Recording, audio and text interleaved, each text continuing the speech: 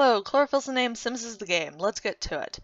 Today I have done a speed build. Now, I actually built this a few days ago, but I was having a hard time doing the narration. Now I think I've gotten it right. Let's cross our fingers. And this is going to be it.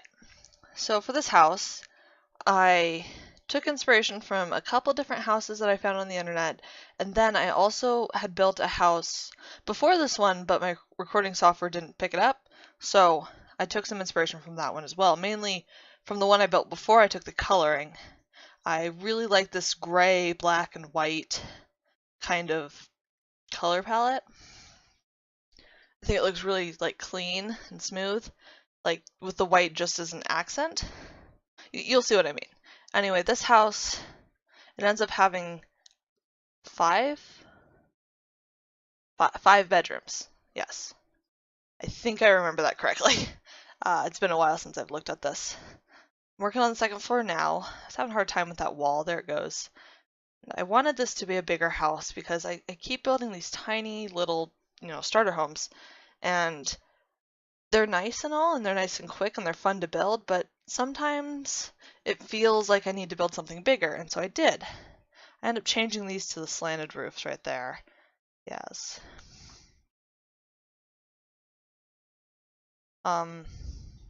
Not sure what else to say right now.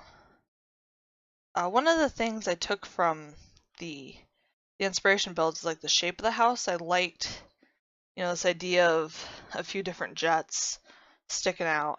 Also, I took this roof up front, the curved one. The house I took it from had more curved roofs like that, but I felt like I didn't need more. It might have tied it in a bit better, but I didn't know where else to put it. So there's that.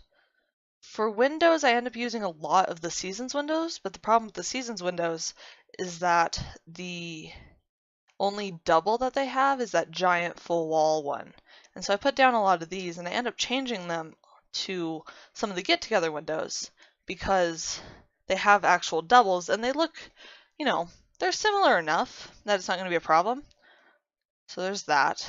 Back here, this ends up changing a bit in the back. You'll see. We'll get there. The issue was the upstairs. I didn't have a proper spot for the hallway, so I ended up sticking the upper floor out and creating an overhang over the porch. Here's this gray color scheme I was talking about. Now, the house doesn't stay this gray color throughout because that's kind of boring. I end up adding two different colored accents. One of them is that vertical paneling from pets, the white vertical paneling. I will find it here in a second. Sorry. I had coffee and now I'm thinking faster than I can talk. So here we go, putting in that vertical paneling. I think it contrasts well against the horizontal gray paneling. And then I also put in this stone texture to match the foundation because I felt like the walls looked kind of flat, and that helped. So there we go. I added a chimney, but there isn't a fireplace in the house, so I suppose it's just a decorative chimney, but I thought it was necessary. Alright, we're going to be on to the landscaping here in a second. I tend to do the entire outside of the house before doing any of the inside. I really like doing exteriors, and I really don't like doing interiors. I just like curb appeal. Curb appeal is my thing. So here I'm painting everywhere I want to put landscape. If I don't paint it first, I tend to put in way too much. Like I'll surround the entire house with flowers and bushes and stuff, which doesn't look realistic, I suppose. Normal houses, they'll just have little patches where they have landscaping. Like the entire thing won't be surrounded by flowers and such. I mean, I suppose it could, but it isn't. Here I end up using the outdoor retreat trees. You can see them in the world of Brindleton Bay, and I wanted to match the world. You don't have to put this lot here because I built on Tail's End, but you don't have to put it here, but I did build it with this specific location in mind.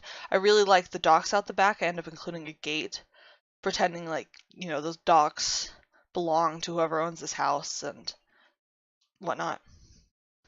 I'm putting in the roses. I like the little white flowers. I thought they matched the house pretty good. Then I add in some rocks. And then I think we're about to go inside.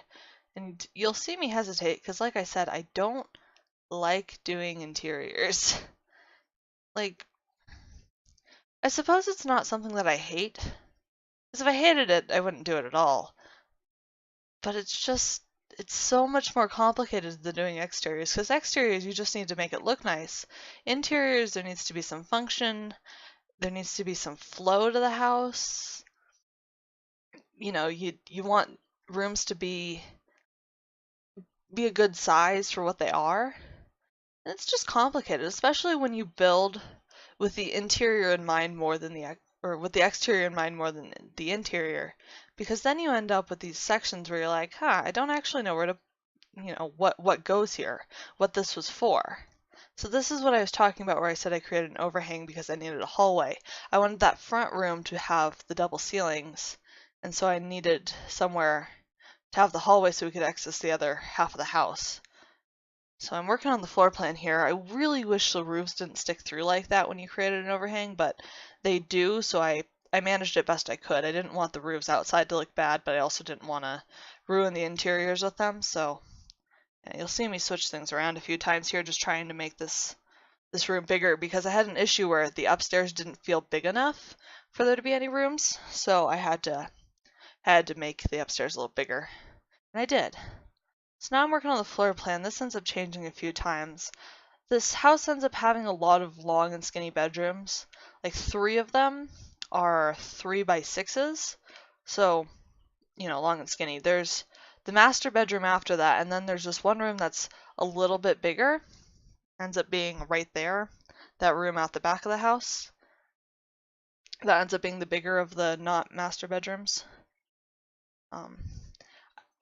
I don't like making bedrooms of sizes that are too different. I feel like when that happens, like kids fight over the bigger bedroom, and it ends up just being an awkward situation for the parents assigning bedrooms. So I figured I'd try to keep them all similar in size. Now I'm putting in lights so we can actually see what's going on. Sorry it was a little hard to see before. In the future I might put lights in sooner. I don't like them getting in the way as I draw up the walls. Alright, now we are on to the actual decorating part. I end up using these dark floorboards from Pets, and then the dark carpeting upstairs, and then I just use white walls. I do add in some accent walls as time goes on. I was having a hard time with these roofs. I really hate how they stick through, but they look bad when they're not sticking through from outside, so I had to find a balance. This kitchen is probably one of the better kitchens I've ever done. I usually have an issue where the kitchens are too big or too small, or there's too many windows and you can't put in enough cabinets. This one was not any of those. I think it's a perfect size. I think there's one window, so it's not like a cellar, but then there's plenty of room for cabinets as well. I'm just really happy with how this kitchen came out, and there's lots of counter room. Like, there could be more. It's not the biggest kitchen, but it's a good sized kitchen, and then it opens out to the dining room. I'm really happy with this kitchen. I'm glad I put the kitchen here. So now we're on to the dining room. I wanted to use a single laundry day rug, but they were too big when I sized them up and too small when I didn't. So I ended up using this combination rug that came with laundry day, and then these, the more rustic look. I wanted to use that light, but it hung too low, so I used the other light. I didn't change the height of the walls in this build, but I like it. I feel like if I used higher walls, it would feel too, I don't know what the word is there. I guess not cozy enough. Over here, I end up putting a mirror and a plant, I believe. I was going to use a table, but then I didn't like the table, so I just used a plant instead. I struggle to speak sometimes, and like I said, I'm caffeinated, which I shouldn't do because I get shaky and forget how to talk, but I did it. I had coffee. It's really good too. It's a caramel frap from McDonald's. I like those. Alright, so here's a bathroom. I don't really care about bathrooms too much. I do come back and put a curtain in, but otherwise I don't do much with bathrooms. And here is a office. I figure maybe someone in this house works from home and they wanted their own space. So I made them their own space, which it's nice to have this kind of space if you do work from home because then you don't have to worry about people making noise and, you know, disrupting you, getting distracted. It's easier to focus. This is the living room over here, and the reason I'm building these walls is I wanted to put the TV against that wall, but then I realized it wasn't going to work. There just wasn't enough space, especially with the door over there. So I tried to move it over here, and again, it was like this, there's not enough space here. And I ended up putting the TV in front of these windows here. I didn't originally want to do that, but I didn't really see any other way to do it, and I think it does open up the space enough without leaving too much room, because if I put it anywhere else, there'd just be this big gap in the middle of the room. And by putting the TV and all the couches over here, it fills in a lot of space of the room, which is good. We'll see what else I do here. Over here, there's a desk. I ended up putting a computer on the desk, although, I don't know, I think it didn't necessarily need the computer, because it could have just been a nice little homework desk for the kids, but, you know, it's done. Put in a chess table because I didn't know what else to put over there, and then just some paintings. And that's essentially where the living room ends up. It has some more empty spots, but I didn't want it to look cluttered. This here I was going to originally make another office, but I didn't think we needed one, so I turned it into a gym instead. The issue is I wanted the treadmill in front of the window, and it kind of cut up the room by doing so. I ended up leaving the treadmill in front of the window, but in the end, there probably could have been a better layout there. Maybe if the gym was over where the office is and the office was over where the gym is. I don't know. I'm working on the front room now. I didn't want it to be empty. I end up using this green couch. I wanted to use one of those little nook couches with all the pillows, but I didn't have a nook to put it in. I really like that rug. Now that we can scale stuff down, I want to use it more. Because before it's just so big, you need a giant room like this to put it in. But now that we can scale stuff down, I want to use it in other places. So I need to remember it exists. The issue is it's more expensive, so I can't really use it in a starter home per se. But if I remember it exists, then maybe I can put it somewhere else. Alright, we are on to the top floor. And I end up putting a less formal living room in over this side. Like there's a gaming console and a giant TV. I figure this is where the family goes to play games and watch movies. You know, it's more fun than the one downstairs, I'd say. I end up using cabinets as, like, I guess they're still cabinets. They're just not kitchen cabinets in this case. They're, you know, storage cabinets. I figure that's where you put your game cases or your movies. I don't know, do people still have game cases in movies? I do. But they're mostly just for the Xbox 360, and we don't really use that anymore. Maybe people don't have discs anymore. I figure there's still other stuff you could put down there, like controllers and whatnot. Oh, we're on to the bedrooms. This bedroom here, like I said, they're really long and skinny. But this bedroom here I figured would be for like a more moody teen. It's all gray and black. This one is more cheerful, more colorful. I figured it'd be for like a tween girl. You know, she'd have sleepovers in here and whatnot. It's really bright. I like how this one turned out.